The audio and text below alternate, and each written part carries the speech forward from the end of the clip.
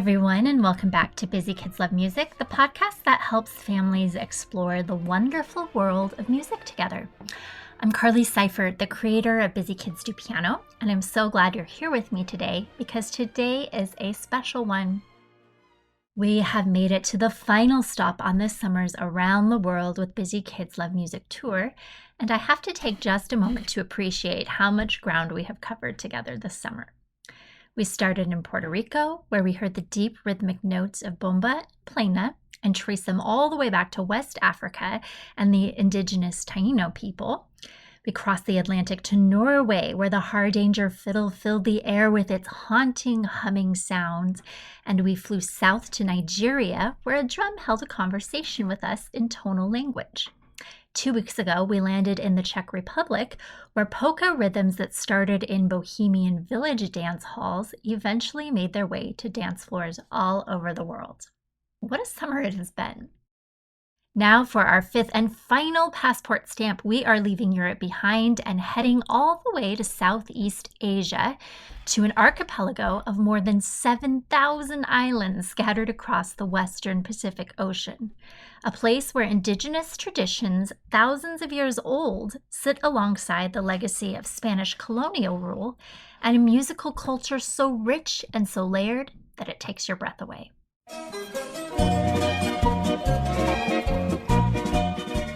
We are landing in the Philippines.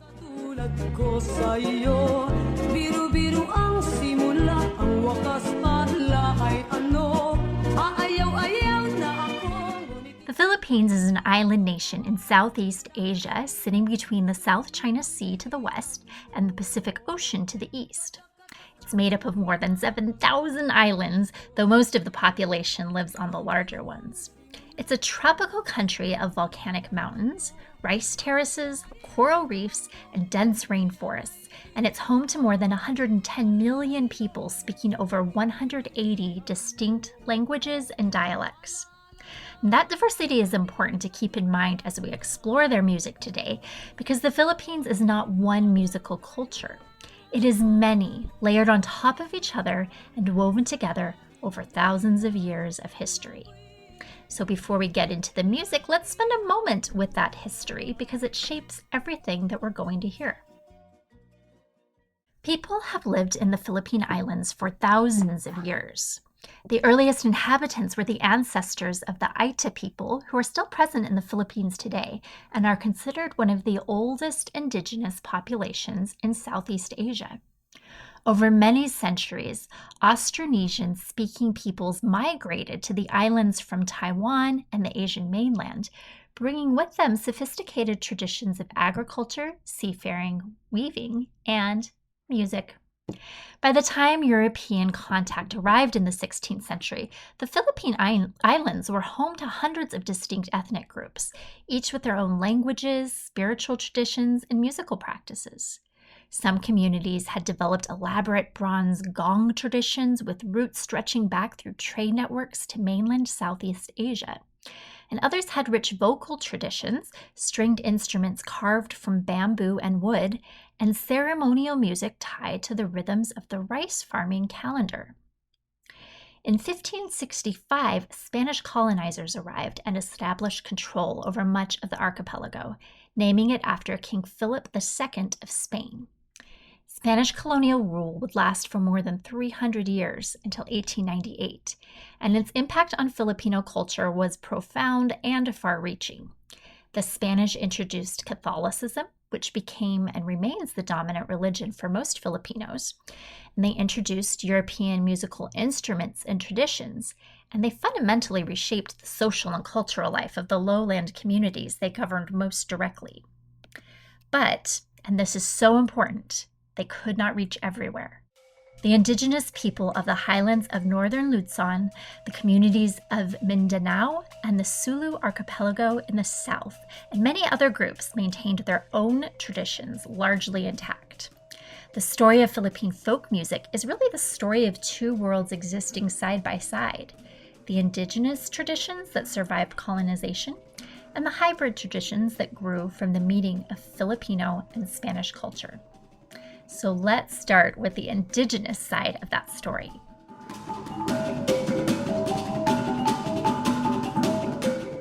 What you're hearing now is the kulintang, a beautiful and visually striking folk instrument. The kulintang is a row of small knobbed bronze gongs arranged in a horizontal line on a wooden rack, graduated in size from the largest to the smallest.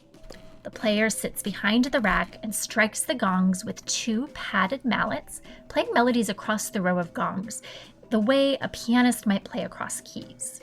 But the kulintang doesn't play alone.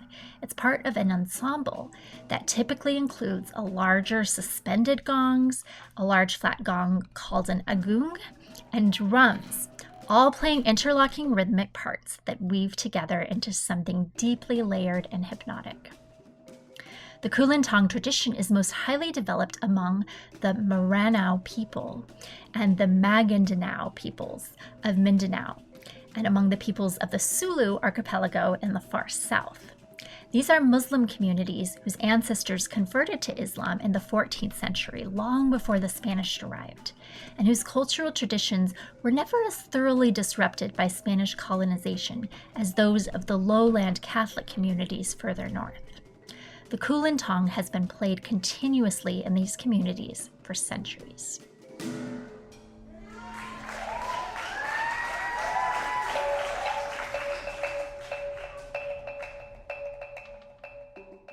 Moving north to the Cordillera Mountains of Luzon, the rugged highland region in the northern part of the largest Philippine island, we find another ancient and remarkable indigenous musical tradition.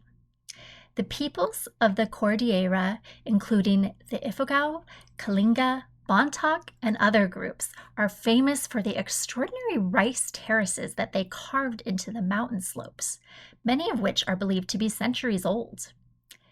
Their music is equally remarkable. The Kalinga people in particular are known for their gangset tradition, flat bronze gongs played in ensemble with each player holding a single gong and contributing one part to the whole sound. Gangsa music accompanies festivals, celebrations, and rituals of the rice farming calendar, and it is inseparable from the communal life of the Cordillera communities. The Ifugao people have a beautiful tradition of hudhud, a form of epic chanted poetry sung by women during rice harvests and at funerals. A hudhud performance can last for days, with singers taking turns chanting the ancient stories of Ifuga heroes and ancestors.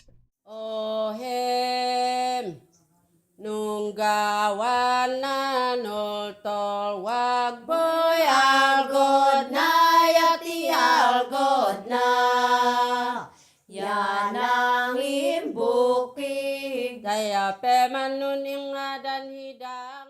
Now, let's turn to the other great thread of Philippine folk music, the traditions that grew from the encounter between indigenous Filipino culture and Spanish colonial influence.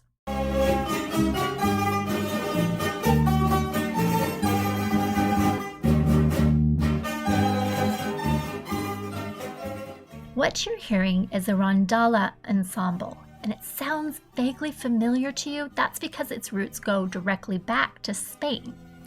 The rondalla is an ensemble of plucked stringed instruments, including instruments such as the guitarra and the bajo de uñas, all descended from Spanish and Moorish string instrument traditions that Spanish colonizers brought with them to the Philippines. But here's what makes the Philippine rondalla its own distinct thing rather than just an imitation of a Spanish tradition. Filipino musicians took these instruments, adapted them to local tastes and sensibilities, and developed a repertoire that blended Spanish musical forms with Filipino melodic character and feeling. The rondalla became the ensemble of Filipino fiestas, of town celebrations, of courtship serenades, woven deeply into the fabric of lowland Filipino community life. The harana is one of the most beloved music traditions that developed in this context.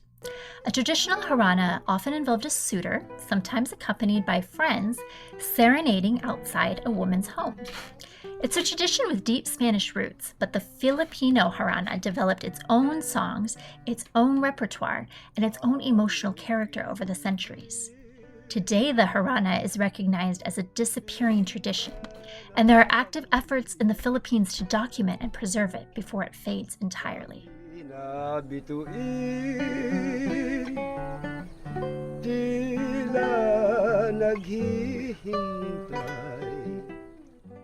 One more Philippine folk tradition I want to mention before we collect our final passport stamp, and it connects beautifully to something we talked about at our very first stop this summer. The kundiman is a form of Filipino love song that developed in the late 19th and 20th centuries. At a time when Philippines were under the Spanish and then under American colonial rule. On the surface, kundiman songs are tender romantic ballads, slow, deep, emotional songs about longing and love. But many of them carried a hidden second meaning. Composers and singers used the language of romantic love as a coded way of expressing love for the Philippines itself, longing not just for a person, but for freedom and independence. Colonial authorities who censored overtly patriotic music couldn't easily suppress a love song, so the love song became a vehicle of resistance. We heard that same pattern this summer in Norway, where folk music was held onto as a form of cultural identity under foreign rule, and in Nigeria, where centuries of tradition survived colonization and enslavement. Folk music keeps finding ways to carry what people are not always free to say out loud. Across every stop on this summer's tour, that theme has kept returning. And I don't think that's a coincidence. I think it's one of the most fundamental things music does for human beings.